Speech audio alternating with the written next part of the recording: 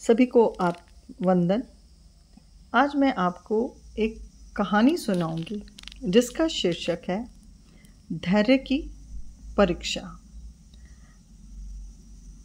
आज का युवा बड़ी तेजी से हर प्रयास करने के लिए दौड़ता रहता है, परंतु प्रयास जल्दी पाने के लिए वो अपने जीवन को उन रास्तों पर ले जाता है जहां उसको नतीजे तो मिलते हैं परंतु जीवन के अंदर स्थिरता नहीं मिल पाती।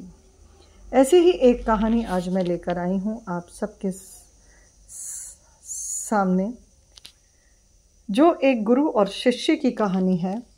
जो गुरु हैं बुद्ध और उनका एक शिष्य।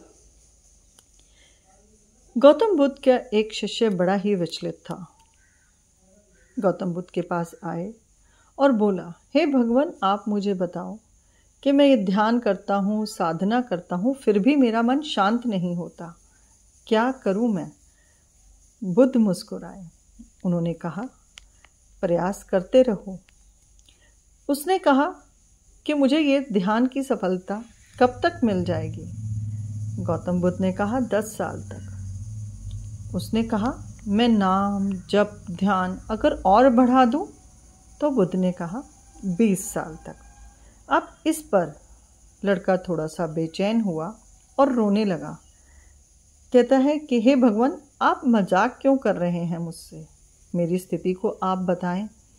तो बुद्ध ने कहा कि तुम प्रयास तो कर रहे हो परंतु परिणाम के पीछे भाग रहे हो। उनके समीप एक लोटा रखा था।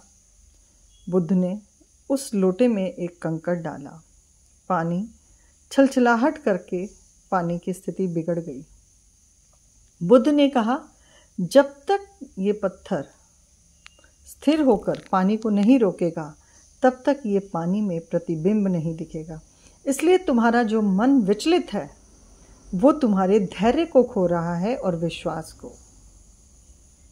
यदि तुम सिर्फ अपने कर्म पर ध्यान दो और फल की तरफ अपने ध्यान को ना लगाकर कर्म पर ही अपने आप को अडिग रखो और धैर्य से प्रयास करते रहो तो सफलता तो तुम्हें निश्चय ही मिलेगी। इस पर बुद्ध ने उन्होंने कहा कि तुम यदि भूमि में किसी बीज को बो देते हो तो क्या रोज उसे खोद कर देखते हो कि वो कब वृक्ष बनेगा? नहीं, निरंतर हम उसमें पानी देते हैं और धीरे धीरे जब वो अंकुरित होता है तो एक दिन आकर वो छायादार वृक्ष बनकर उसकी छाया सभी को सुकून देती है। इसलिए तुम अपने कार्य को निरंतर प्रयास करते रहो और सभी प्रकार के फलों की इच्छा ना करके निरंतर प्रयास करो तो एक दिन तुम्हें सफलता अवश्य मिलेगी। इसलिए आप भी अगर किसी कार्य में लगे हैं तो धैर्य से उस कार्य का प्रयास करते रहें।